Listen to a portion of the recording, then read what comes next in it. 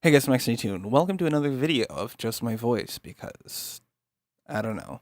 That's what I'm doing now. Anyway, the Slenderman movie has a trailer, and that's not particularly good, but to hop on the hype train a little late because that's me hopping on hype trains late. Uh I wanted to give a I guess talk through of the Slenderman film that I think should be made. So I wrote this down after watching the trailer, and so these are my opinions, of course. So let's get into it.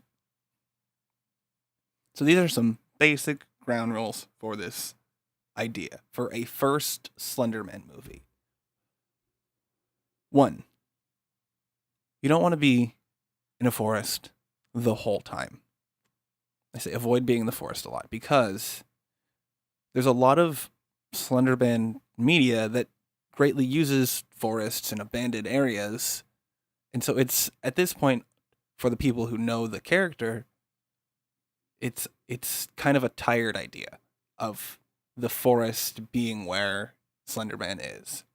And that's not to say don't use a forest, just don't use it a lot because it's kind of grown and come to be Slenderman's natural habitat.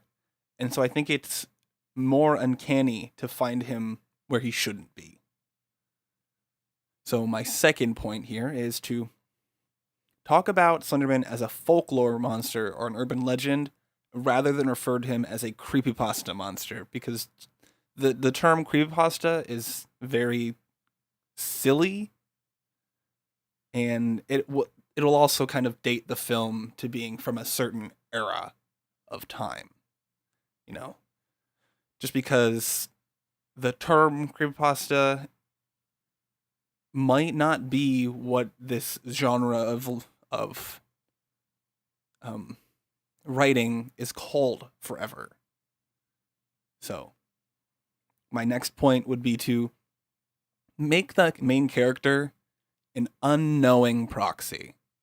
Now, if you don't know what a proxy is, it's basically somebody who is under Slenderman's control. I'm a lot of the knowledge I have of Slenderman is from like research into his original, like the original stories and stuff, like the original stuff made about him, and from Marble Hornets. So that's a lot of where my knowledge of Slenderman comes from. And so I will be borrowing from that a little bit, but the idea of a proxy, it comes from Marble Hornets, and it is somebody who is under the control of Slenderman. And I think it's interesting to make the main character someone who doesn't know they're a proxy, because that makes gives you this dramatic tension that you can use throughout the film, so that the main character is in fact fighting themselves unknowingly. My next point here is that you don't want to use all the children. You can use children, just don't use all of the children. I understand that Slenderman in his base form like takes children, but again, you don't need every child. Just I'd say like 10 children, but have most of them, like 7 or 8 of them, already gone and taken by the time the film starts.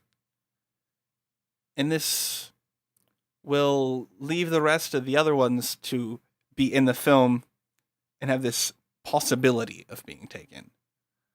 And it removes a clutter of primary characters, or just characters in general. My fifth point is to set the film in a suburb.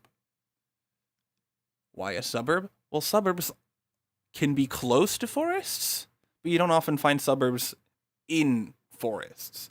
I think the idea of danger in a suburb and horror has kind of, it's a trope that's kind of been used less lately as we're moving towards more rural small towns. And then it's something that I find interesting, so that's why I would put it in a suburb. But here's the basic plot of my Slenderman movie. So we start the film with the main character, and the main character has been feeling very tired over the last few months, even though they, for all they understand, have been getting plenty of sleep. There have been children going missing without any explanations, and there's a police investigation around it. And then our inciting action would be the main character waking up in the forest that is a few miles from the suburb where they live. So it's an inciting incident. It's like, what's going on? It gets the main character invested in this whole story. From there, we push to the police finding evidence incriminating the main character in the disappearances. And you slowly start getting glimpses of Slenderman closer and closer because he's chasing somebody close to the main character, like a sibling or a child or just a younger friend. And the main character starts getting more and more tired as time goes on. And then the main character wakes up carrying this close individual, this younger friend or sibling or whatever, carrying them into the forest. And that's around where you're going to start going into your climax, because you've been building to this moment through character interaction and whatnot. And so the climax goes to the main character telling the police about what's going on and then having themselves locked up so that the police check the forest looking for these children. And so the last scene, the climax, is the police searching the forest looking for the Slenderman, while the main character, back into proxy mode, breaks out of the jail and chases down the child that they're close with. And then, as this dramatic back and forth of the police trying to find the Slenderman in the forest and the main character taking the child to the forest, it intersects at Slenderman's lair, which is just this weird circle of trees in a cave or something. And you find that a few of the children are in this area impaled on tree branches, because you need to have something shocky. I think I remember somewhere in Slenderman lore of there being stories of him impaling children on tree branches, or impaling people on tree branches, or like replacing their organs with putting them in plastic bags and putting them back, or something weird. And so you could maybe do something like that if you want. And then so you find the rest of these children in the cave. And so the police come in on the main character giving someone close to Slenderman. And then the police shoot at the Slenderman and the main character, and that's the end of the movie. It just ends. Maybe if you really want, you can put something after that where it's the kids being like helped out of the forest by the policemen back to their parents. But I don't make it too long. Just like, that's about it. You don't really want to do anything like there could be a sequel, because those aren't really fun, to me at least. It resolves your movie, basically. Other things is you don't see Slenderman move, at least not in any major way. Maybe subtle head movements and like his wiggling tentacles if you put tentacles on the Slenderman. And then Slenderman disappears when he's shot at the end of the film. So that's where you can maybe get your sequel if you really get asked for one after making this. But the main character dies and Slenderman disappears. Another thing that I think would be interesting is if you did put Slenderman in every shot of the film, in the background, hidden somewhere. Because that would be interesting. Might be difficult to hide him well,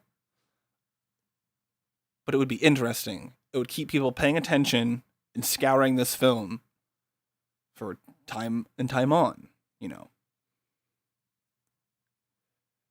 And that's basically my idea for what I think the Slenderman movie should be. You whatever is going to be probably won't be this, just because the trailer seems to focus on children, which makes sense in a way, but isn't really what I think it should be. That's just not. It doesn't look like it's gonna be any good, but who knows? Well, we know it's probably not gonna be good.